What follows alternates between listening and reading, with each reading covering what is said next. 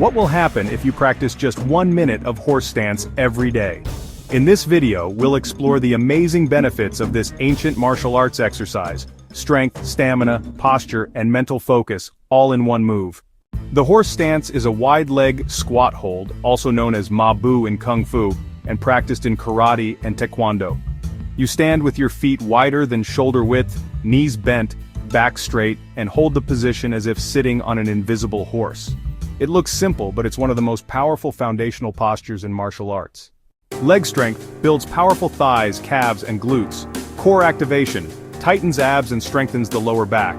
Posture correction helps keep the spine aligned and improves balance. Mental discipline increases focus, patience, and endurance. Martial arts foundation boosts power for kicks, punches, and stances. In the first week, you may feel burning in your legs. That's strength building up.